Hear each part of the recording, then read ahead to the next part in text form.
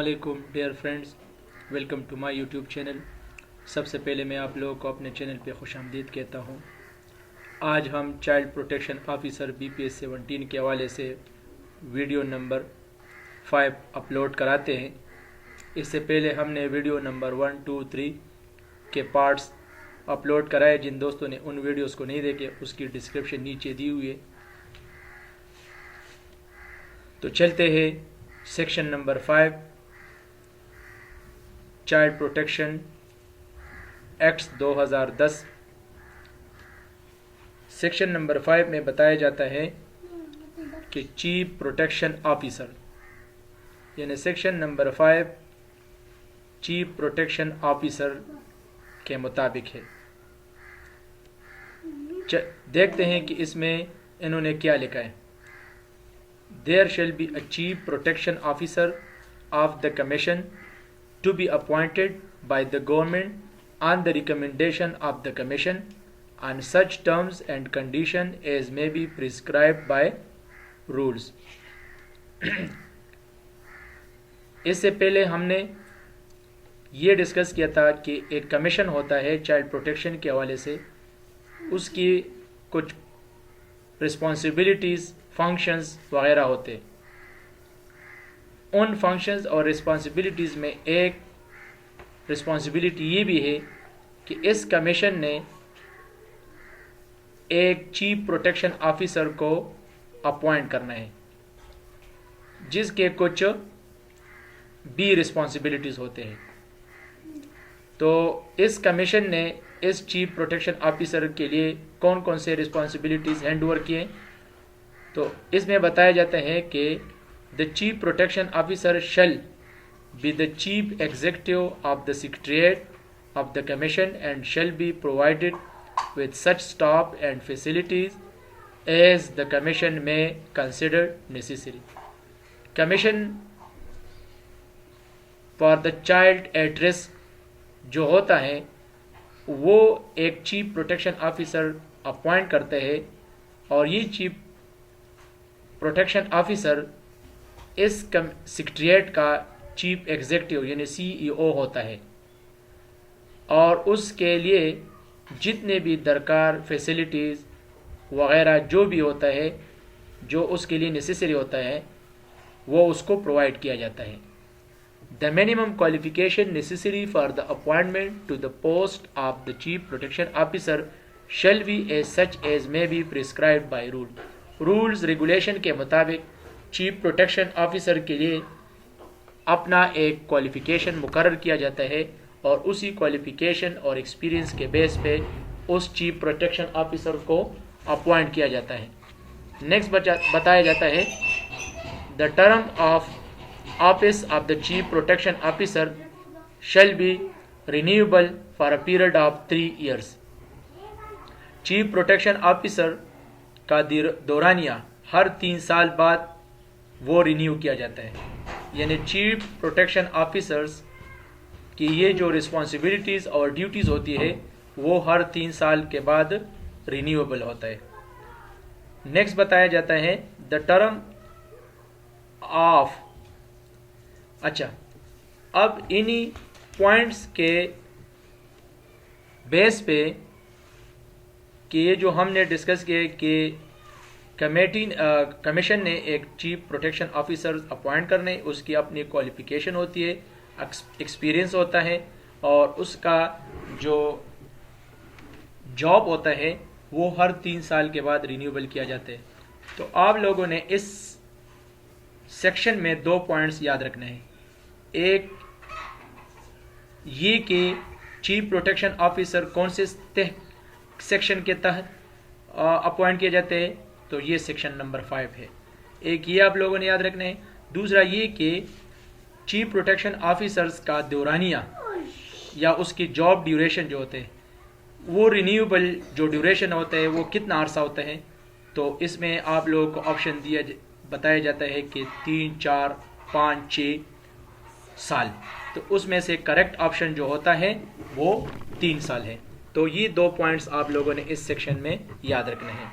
अच्छा, नेक्स्ट इसमें फिर ये बताया जाता है कि बशर्त ये कि provided that Chief Protection Officer may resign during the term of his office by tendering his resignation in writing to the government.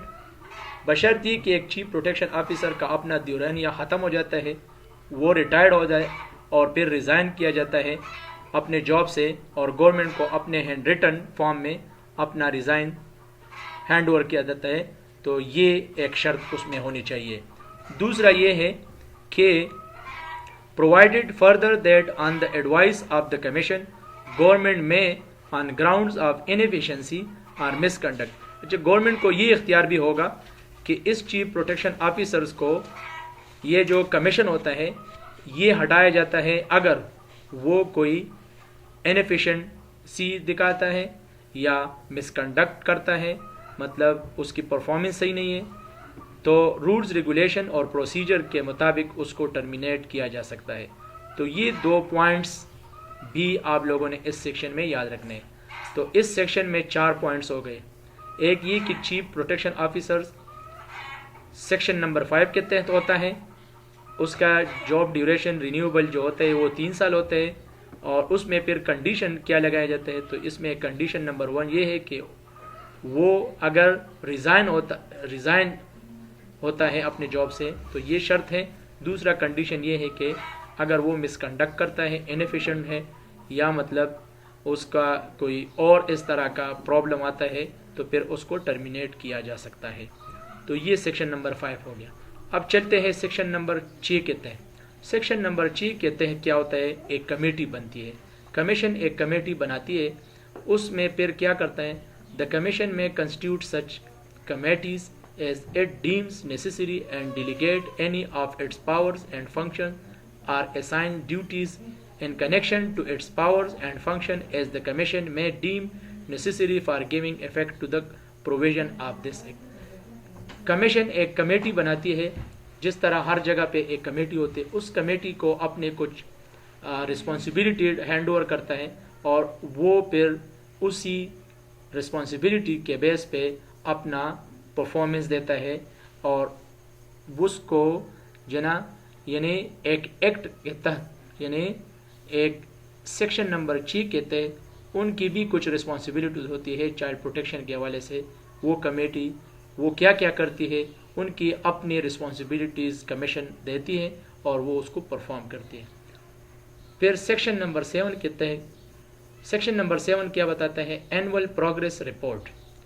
अच्छा, एनुअल प्रोग्रेस रिपोर्ट ये इम्पोर्टेंट है कि इसको कौन से सेक्शन के तहत तैयार किए जाते हैं. तो आप लोगों ने इसमें ये पॉइंट रखना है कि ये सेक्शन 7 के तहत होता है.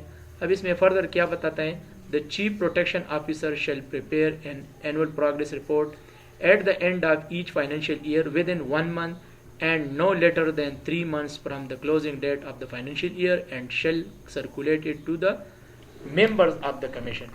अच्छा, इस सेक्शन को आप लोगों ने ज़रूर याद रखना है. इसमें 3-4 पॉइंट्स आप लोगों ने जहन नशीन करना है. एक ये कि एनुअल प्रोग्रेस रिपोर्ट कौन से सेक्शन के मुताबिक तैयार किए जाते हैं, तो ये सेक्शन नंबर 7 है. दूसरा ये है कि इसे कौन तैयार करता है, ये भी एक क्वेश्चन है, तो इसे चीफ प्रोटेक्शन ऑफिसर तैयार करता है. तीसरा पॉइंट ये है कि इसको कब तैयार किया जाता है, तो इसको फाइनेंशियल ईयर के एंड पे तैयार किया जाता है. मतलब फाइनेंशियल ईयर में इस तरह भी हो जाता है कि फिस्कल ईयर अलग होता है, फाइनेंशियल ईयर अलग होता है. तो ये भी एक तीसरा पॉइंट हो गया. चौथा पॉइंट इसमें ये है कि इसको कितने अरसे में तैयार किया जाता है, तो विद इन 1 month, और इसका ड्यूरेशन कितना होता है, 1 month और मिनिमम 1 month और मैक्सिमम 4 months. और इसको फिर अगला पॉइंट जो इसमें इंपॉर्टेंट है, इसे किसके हवाले किया जाता है, तो ये मेंबर्स ऑफ द कमीशन जो होते हैं इनको हवाला किया जाता है. तो ये 3-4 पॉइंट्स इसमें इम्पॉर्टेंट है. Next, the report as circulated shall be considered in coming meeting of the commission and after the approval shall submit to the provision. जब ये कमेटी जो मेंबर्स होते हैं उसको जब हैंड ओवर किया जाता है तो फिर इस रिपोर्ट को सर्कुलेट किया जाता है. किसको, ये एक इस पे एक मीटिंग होती है कमीशन की, और फिर उस मीटिंग में उसको डिस्कस किया जाता है. फिर डिस्कशन के बाद जब उसको अप्रूव करता है तो इसे कहाँ पर जमा करता है, इसे प्रोविंशियल असेंबली में फॉर द अप्रेजल. मतलब किसी काम की अप्रेजल मतलब ये है कि परफॉर्मेंस को देखे कि اس کا جو اب ان پٹ تھا وہ کتنا ہے اور آؤٹ پٹ کتنا آیا. تو پوری سال کی جو ہے نا ایک ایفیشنسی اور افیکٹونیس یہ تمام چیزیں اس پروونشل اسمبلی نے پھر اس کو چیک کرنا ہے کہ اس کمیشن نے کیا کیا آؤٹ پٹ یا مطلب چائلڈ پروٹیکشن کے حوالے سے کیا کیا فیڈ بیک سے کیا یعنی اسٹرینتھ اینڈ ویکنیسز کو سامنے لایا جاتا ہے, یعنی سواٹ انالیسس کیا جاتا ہے. تو اس طرح ایک رپورٹ پھر اگلا جو ہے نا ہر ایک سال تیار کیا جاتا ہے فائنینشیل ایئر کے اینڈ پہ. پھر اگلا جو پوائنٹ ہے وہ یہ ہے سیکشن نمبر 8 میں کیا جاتا ہے کہ اسسٹنٹ ٹو دا کمیشن کے لیے کوئی اسسٹنٹ یعنی مدد کے لیے کچھ لوگ کام کرتے ہیں.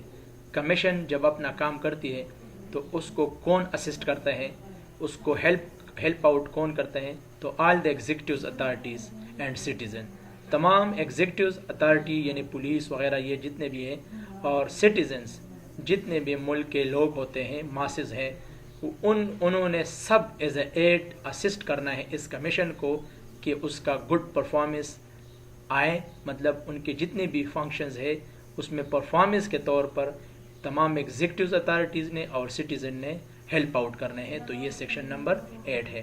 سو this was the last section of chapter number 2. یہ چیپٹر نمبر 2 ہمارا ختم ہو گیا. انشاءاللہ اگلی ویڈیو میں ہم چیپٹر نمبر 3 ڈسکس کریں گے, اور آپ سب لوگوں سے امید ہے کہ اس چینل کو سبسکرائب کریں اور بیل والے آئیکن کو دبائیں اور دوستوں کے ساتھ بھی شیئر کریں. Thanks for watching, having your time. السلام علیکم.